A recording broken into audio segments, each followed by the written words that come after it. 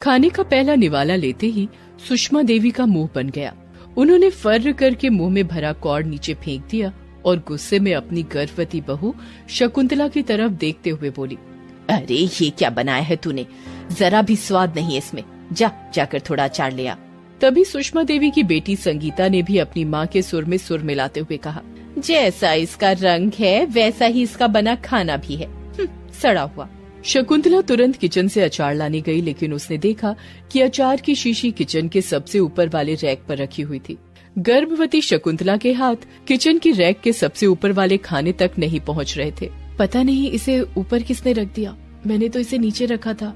शकुंतला एक छोटा सा टेबल ले आई और उस पर चढ़कर अचार की शीशी निकालने की कोशिश करने लगी, लेकिन अचानक से टेबल थोड़ा सरक गया और वो बेचारी अचार की शीशी समेत नीचे गिर गई। आह! उसकी सास संगीता ने जैसे ही वो आवाज सुनी, वो गुस्से में तमतमाई हुई किचन में आई और शकुंतला पर बरस पड़ी। तोड़ दो, सारी चीजें तोड़ दो, ये मुफ्त में मैं लेकर आई हूँ ना।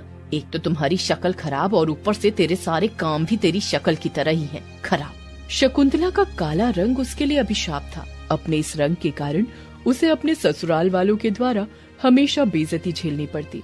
शादी के एक सप्ताह के बाद की बात है, दोपहर का समय था। शकुंतला, अरे ओ शकुंतला। शकुंतला उस समय कपड़े धो रही थी।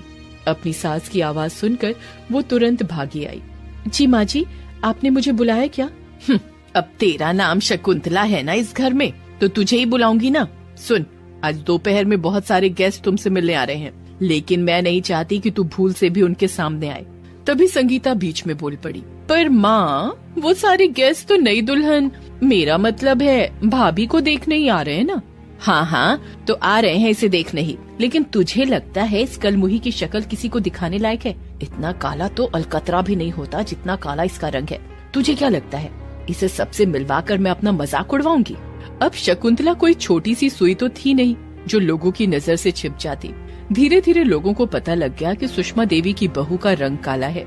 अब तो पड़ोसी भी उसका मजाक उड़ाने लगे। शकुंतला हाथ में थैला लिए आ रही थी।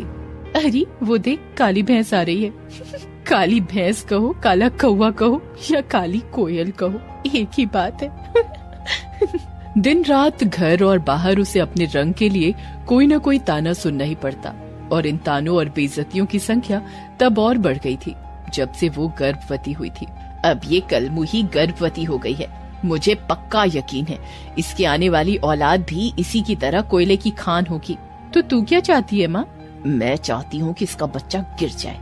संगीता और सुषमा हमेशा इस प्रयास में लगे रहते कि किसी तरह उसका बच्चा गिर जाए। अचार की बोतल उन्होंने ही ऊपर रखी थी। कुछ दिनों के बाद संगीता और सुषमा ने पूरे घर में सर्फ का पानी गिरा दिया, जिससे फर्श पर फिसलन हो गई। उसके बाद सुषमा ने संगीता को आंख मारी। संगीता वहीं छिप गई। फिर सुषमा देवी ने नाटक शुरू किया। शकुंतला, अरे ओ शकुंतला, जल्दी आ, मेरे सीने में दर्द हो रहा है। आह। शकुंतला बेचारी भागी भागी आई, लेकिन उसका पैर फर्श पर सर्फ होने के कारण फिसल गया। वो बेचारी गिर गई। हालांकि जब वो बाहर आई तो उसने देखा कि उसकी सास बिल्कुल ठीक है और सोफे पर बैठकर टीवी देख रही है। अरे ऐसे क्या आंखें फाड़ कर देख रही है? मैं तो तुम्हारा टेस्ट ले रही थी कि तुम मेरा कितना ध्यान रखती हो। शकुंतला बेचारी चुपचाप अपनी सास को देखती रही। ईश्वर की कृपा से इस बार भी उसके गर्भ में पलने वाले बच्चे को कुछ नहीं हुआ, लेकिन एक दिन उसने अपने कानों से सुन लिया कि उसकी सास और ननद नहीं चाहते कि उसका बच्चा जन्म ले, क्योंकि उन्हें डर था कि आने वाले बच्चे का रंग भी काला होगा। इसलिए वो घर छोड़कर निकल गई। मैं कहाँ जाऊंगी ये मुझे नहीं पता, लेकिन अपने बच्चे की सुरक्षा के लिए मुझे यहाँ से जाना ही होगा। उस हालत में भी वो बेचारी चलती रही।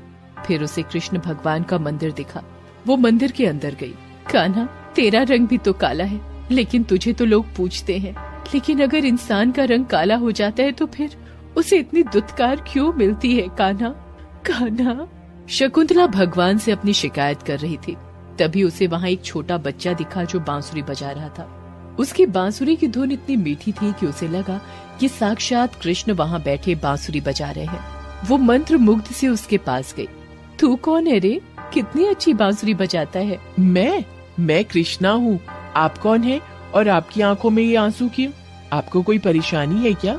आप अपनी परेशानी मुझे बताइए, क्या पता मेरे पास उसका हल हो।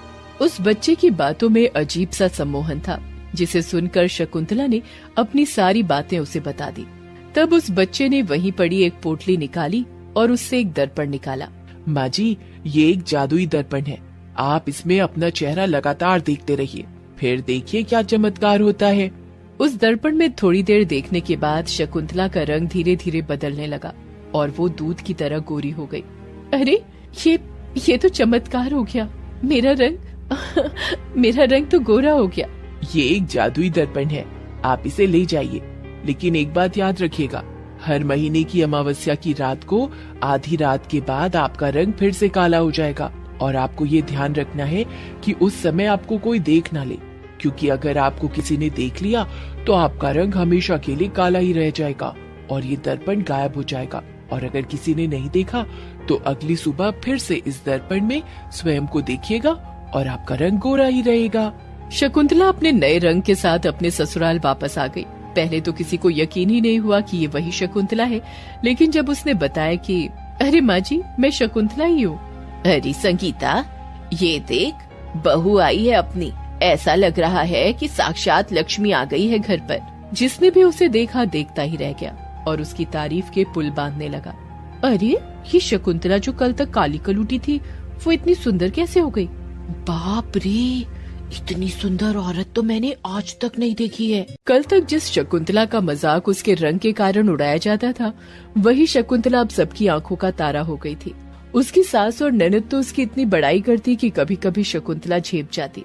ये तो मेरे पूर्व जन्म के अच्छे कर्म थे जो मुझे इतनी सुंदर परी के जैसी बहू मिली।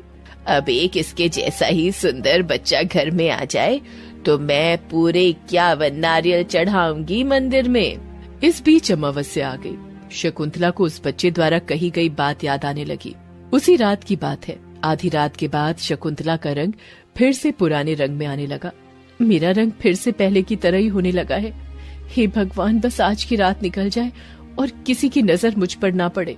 लेकिन रात के 1 बजे जब शकुंतला सो रही थी तो उसे अपनी सास और ननद की आवाज सुनाई दी। वो जोर जोर से चिल्ला रहे थे, बचाओ बचाओ। अचानक उनकी आवाज आनी बंद हो गई। शकुंतला ने अपने कमरे से झांक कर देखा तो उसकी आंखें फटी की फटी रह गईं।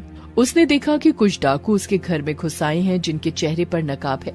उन लोगों ने उसकी सास और ननद को बंधक बना लिया है और अब तो उनके मुंह पर टेप भी चिपका दिया है। हे भगवान, मुझे उनको बचाना होगा और घर को भी। शकुंतला ने बिना ये परवाह किए कि आज अगर उसे कोई देख लेगा तो उसका रंग हमेशा के लिए काला ही रह जाएगा, उसने सबसे पहले तो पुलिस को फोन किया और फिर घर में पड़ा डंडा उठाया और उन डाकुओं से भिड़ गई। अरे ये कौन है? ये भी थी घर में, हमें तो पता ही नहीं चला। डाकू उसे भी बंधक बनाने की कोशिश करने लगे, लेकिन आज तो उस पर माँ दुर्गा सवार थी।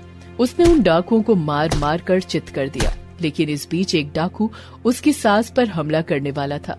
तभी वो उसके बीच में आ गई। चाकू उसके कंधे में धंस गया और खून बहने लगा, लेकिन उसने बिना उसकी परवाह किए उस डाकू को भी मार मार कर अधमरा कर दिया। बाद में पुलिस आई और उन डाकुओं को पकड़ कर ले गई। सभी ने शकुंतला की खूब तारीफ की, लेकिन शकुंतला के रंग को देखकर सबको आश्चर्य हुआ। तब शकुंतला ने सारी बात सच सच उन्हें बताई। शकुंतला, हमने आज तक तुम्हारे रूप को देखकर ताने दिए, हमें माफ कर दो। आज हमें पता लगा कि रूप से कहीं ज्यादा गुण की अहमियत है। तुमने अपनी जान खतरे में डालकर हमारी जान बचाई। कुछ दिनों बाद शकुंतला ने बिल्कुल बाल गोपाल की तरह एक पुत्र को जन्म दिया। पूरा परिवार उसे देखकर फूला नहीं समा रहा था। उसके बाद वे सभी खुशी खुशी रहने लगे। दोस्तों, आप हमारे चैनल को जरूर सब्सक्राइब करें